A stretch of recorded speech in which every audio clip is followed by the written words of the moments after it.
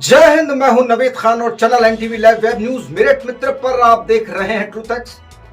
आज मेरठ की गलियों से एक ऐसी खबर आई है जो सीधे हमारी राष्ट्रीय सुरक्षा और आपकी जेब पर डिजिटल डकैती की कहानी बयां करती है। मेरठ के एसएसपी अविनाश पांडे के कुशल निर्देशन में स्वैग टीम और एटीएस मेरठ ने एक ऐसे अवैध टेलीफोन एक्सचेंज का पर्दाफाश किया है जो VoIP यानी वॉइस ओवर इंटरनेट प्रोटोकॉल के जरिए देश की टेलीकॉम ढांचे को करोड़ों की आर्थिक चोट पहुंचा रहा था। लिसाड़ी गेट क्षेत्र के समर गार्डन में आयशा मस्जिद के पास से संचालित इस काले खेल में 6 शातिर अभियुक्त जिनके नाम फरदीन, नाजिम, फहीम, सुल्तान, शादाब और रईस को गिरफ्तार किया गया है।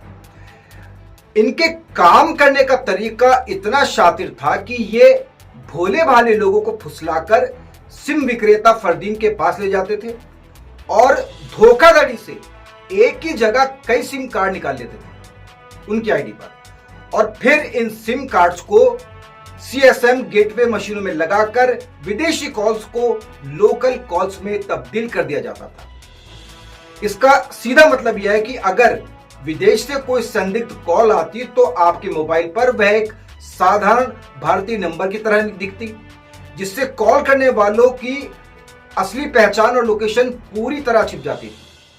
वहीं पुलिस ने मौके से Airtel extreme 5G air fibre उपकरण, राउटर्स और भारी मात्रा में सिम कार्ड्स बरामद किए हैं। तस्वीर आपको दिखा रहे हैं।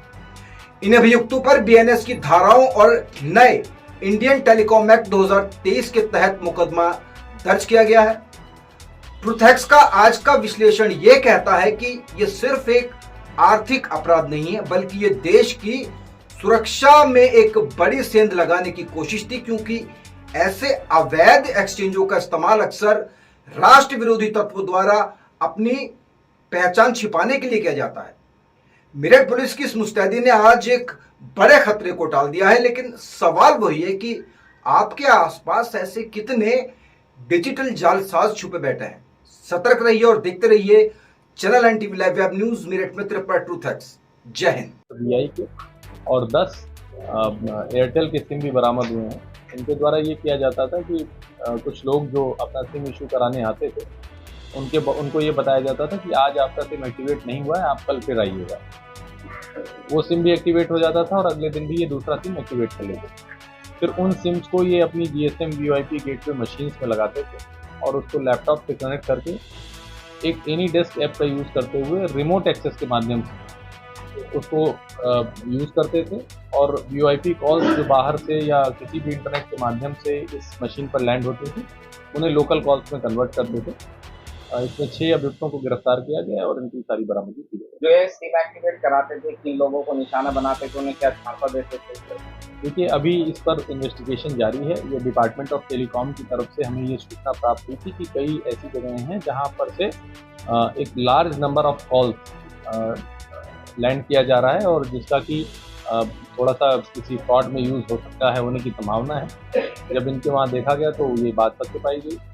इसका यूज़ साइबर फ्रॉड में भी हो सकता है और अन्य कई गलत चीज़ों में भी हो सकता है। उसके लिए हमारा इन्वेस्टिगेशन। सर, अभी तक कितने सिम भेज चुके थे ये आरोपी? जी, अभी ये सारा इन्वेस्टिगेशन जारी है। इनका जितना भी जो POS है, पॉइंट ऑफ सेल है, उससे कितने सिम इशू हुए और एक आईडी पर कितने मल्टीपल सम इशू हुए हैं उसका सबका इन्वेस्टिगेशन।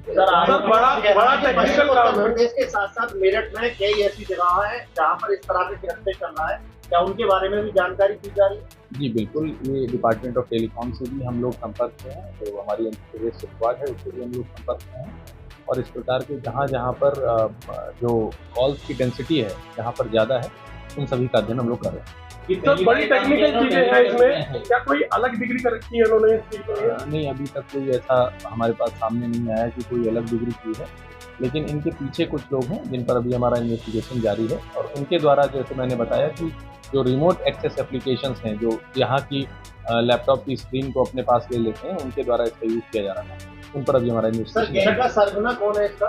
जी मैं बता रहा हूँ, हमारा इन्वेस्टिगेशन जारी है। अभी गैंग के सरगना का नाम लेना मुश्किल है, लेकिन दिल्ली के एक व्यक्ति का नाम सामने आ रहा है। इन्वेस्टिगेशन पर्पजेस के कारण हम नाम रिवील नहीं करेंगे, लेकिन उस पर हमारा काम जारी है। सर, कितने समय से कर रहे थे और क्या इनका बात है? ये सारा कुछ इन्वेस्टिगेशन में आएगा कि कब से कर रहे थे। अभी हमारे पास जो सूचना आई थी उस पर काम